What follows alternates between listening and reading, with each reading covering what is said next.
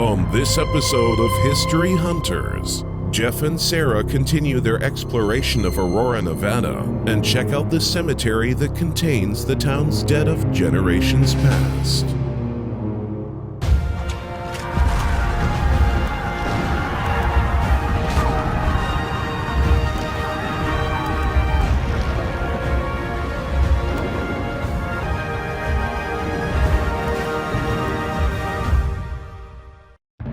Founded in 1860, the Nevada town of Aurora reached its peak as a mining camp in 5 short years. Swelling to an estimated population of around 5,000, Aurora quickly went bust as gold and silver tapped out. In our last episode, Jeff and Sarah brave a treacherous route through the desert to find the location of the former ghost town of Aurora. Just found the sign that indicates this is the town site of Aurora. Founded in 1860.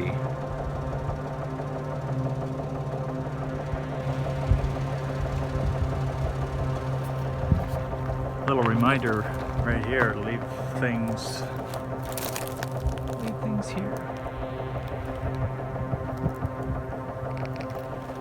In episode 17, we met a couple in Aurora who suggested how we might find the obscure yet most famous grave of the old ghost town. Clues offered by a woman named Chris were vague. Look for a burn pit, search in an area far from the main cemetery, and for a pedestal knocked on its side. But that's all we had to go on. Sarah was sure if we could trace her footsteps, then we'd find the grave of gunslinger William Carter. This is the old cemetery. We're gonna go over here and see if we can find some notable graves. Graves dating back to 1860 are scattered about the hillside, most unmarked, including that of Aurora's first homicide victim, David Weber, who was fatally shot in a March 1861 dispute over a home site. Is this what she was talking about? It's tipped over? This proves not to be the grave of gunslinger William Carter. No, it's not Carter's grave. Looking specifically for the grave of Carter. Most of these graves looks like 1892. We're gonna try to find the gunslinger Carter's grave. This is Georgia, wife of G.M. Hatch, died 1879. This man was E.P. Davis. He died 1887. 3 chain links on any headstone symbolizes past affiliation with the International Order of Odd Fellows. Headstones in the Martin family plot bear witness to the tragic reality of a day when diseases like cholera often wiped out entire families and villages. Here lies 6 of Horace and Lizzie Martin's children. The tall obelisk marker is engraved with the names of 4 children who all died in February 1878 from cholera. 4 small headstones seen in this photo have since disappeared.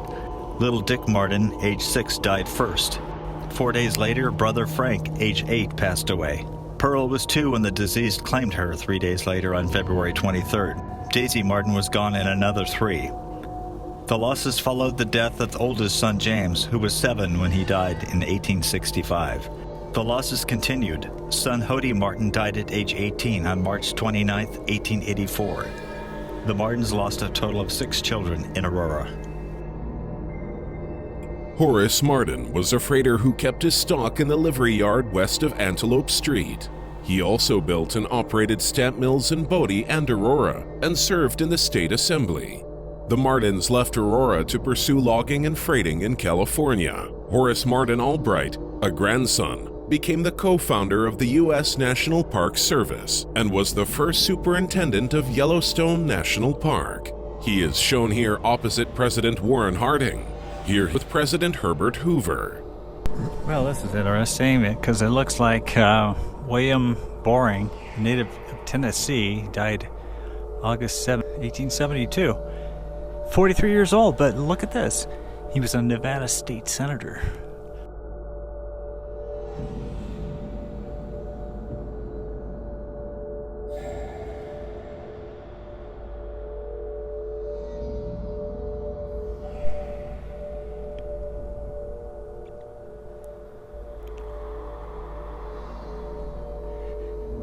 Still finding some difficulty in locating that gunslinger's grave.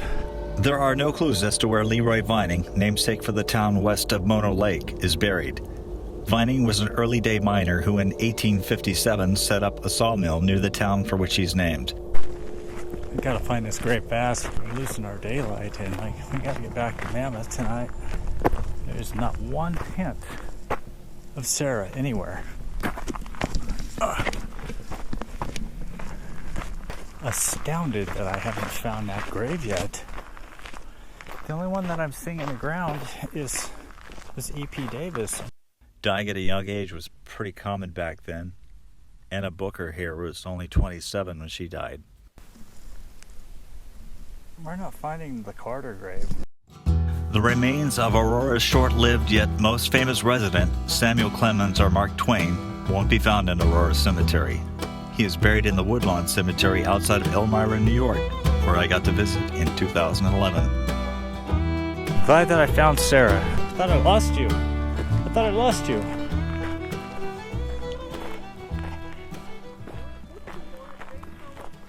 Yeah, but she said, remember that tipped over base?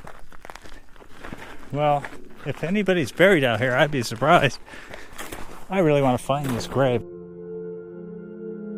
This is rather disturbing because I think those are pieces of human remains next to a beer bottle. Sarah is yelling to me, so I think she found it. If this grave's out here, it is somewhere not where the other graves are. You found it? Huh? Oh, you didn't?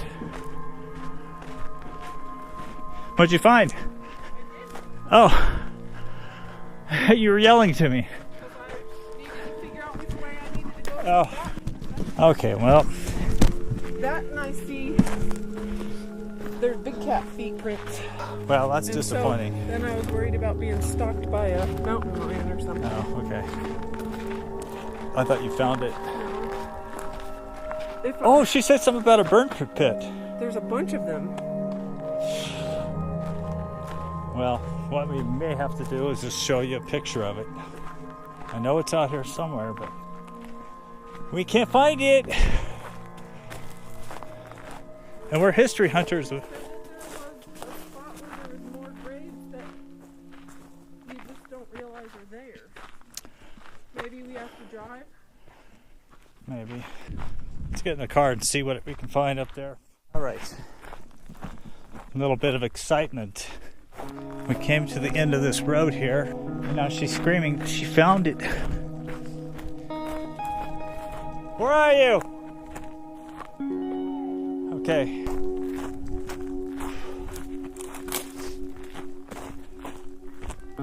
Okay. Can't believe she found it. I mean, it's like finding a needle in a haystack. A whole nother graveyard? There.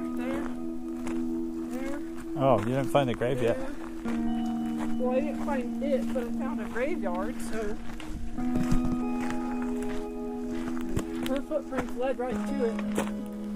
William Horner, backwards spelling N, born in 1843, died in 1875.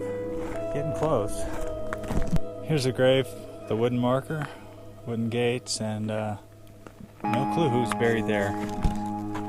Also looks like another little grave. We found a graveyard here, but as far as the infamous Mr. Carter, don't see it anywhere. 1868. Yeah, this is barking up the right tree here. We may never find it. I see something knocked off the pedestal over here, and oh my gosh, I found it. I found the grave of Mr. William Carter. Unbelievable. That section is knocked off, and there's the grave of William Carter. William E. Carter, native of Tennessee, aged 33 years old, was assassinated in Aurora the night of December 10th, 1864. I will avenge, saith the Lord, erected by his wife, Annie. Wow. People take drastic measures when pushed by fear. Moses Brockman was forced to kill or be killed that night. A highly skilled gunslinger, William Carter, had threatened Brockman's life. At 11:30 p.m., William Carter put down his drink, exited the Exchange Saloon, and walked several steps out the door when he was hit by a blast of buckshot. Chances are he never knew what hit him. One ball mortally plowed through Carter's neck, in the words of one newspaper report, quote, tearing a most shocking hole. An inquest held the next day determined that the bushwhacking was justified. Generations past had a much easier time finding this grave without the pinyon pines which have overtaken the cemetery. No one can explain why William Carter, a native of Tennessee who worked as a job printer and former lawman, turned out to be the terror of Aurora. During the 1850s, he served as a lawman in California's Tuolumne County. After Columbia City, Marshal John Leary was killed while interrupting a November 1858 robbery. Carter led the posse that tracked down 2 murder suspects. As Carter and others escorted the accused killers from the courthouse, an angry mob rushed them and lynched one. Alcohol may have fueled William Carter's abusive nature. The Aurora newspaper reported that Carter was known to slap people in the face, kick them, pull their ears, and twist their noses. Carter was once arrested for robbing a Chinese miner of gold dust, but he was released for lack of evidence. Roswell Colcord, who later served as governor of Nevada, noted that Carter was such a skilled gunman that he could push his hat off the back of his head, draw, and put a bullet through it before it reached the ground. He pronounced Carter's murder a necessity. The Esmeralda Union commented that Carter's skills as a gunman rendered him the terror of the community. Right over here!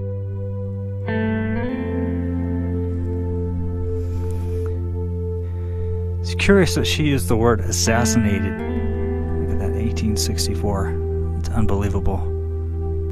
By the way, it's worded, she's quoting scripture. Right over here! I will avenge, saith the Lord. So, she was bitter about this. I mean, I can understand that. I think he left some children here. But it sounds like he, maybe deserved what was coming to him. Mr. Brockman thought that his life was in peril by this guy. He decided he was going to take him out first.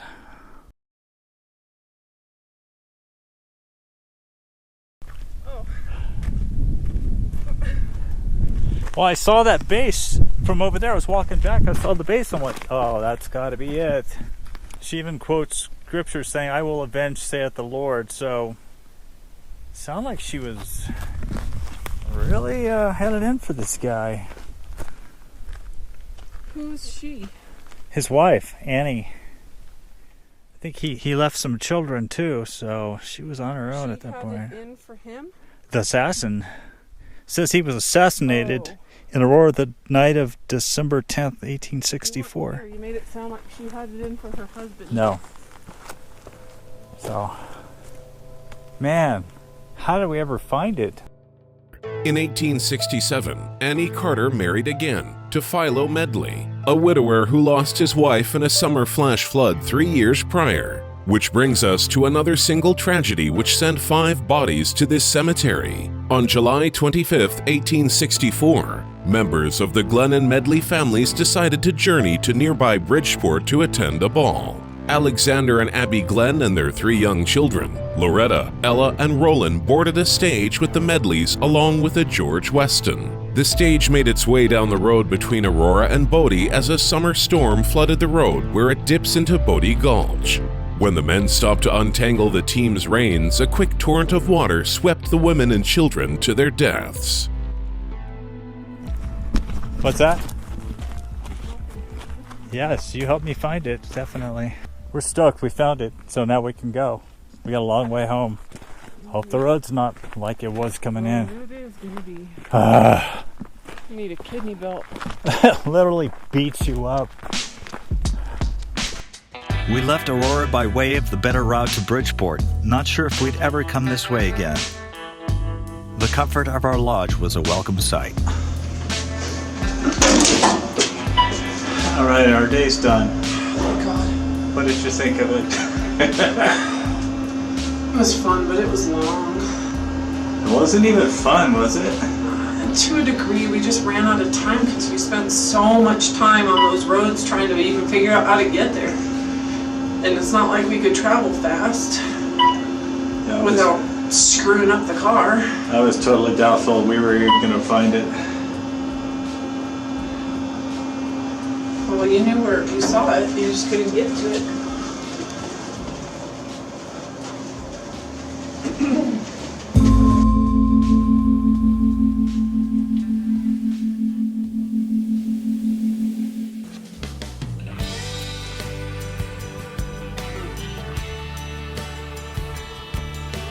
So now that it's been a couple of months since we've been to Aurora, are you sorry that we went?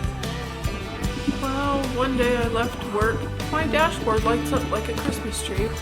Car just was acting funky. It was the mass intake something or other. Did you think, like when I was driving you in, that we weren't going to get there? No, it was annoying, it was tiresome, it was bumpy, so it was not comfortable at all. Having to continually clear out the radiator of sagebrush. And then were you disappointed when you got there and found out there was really nothing there? Yes. It probably would have been better if we had more daylight where I could actually go exploring around. So you're playing video games now to the Old West because you went to Aurora, huh? No, because I played Red Dead Redemption 1, which was a lot of years before today. Do you kill people? Yeah.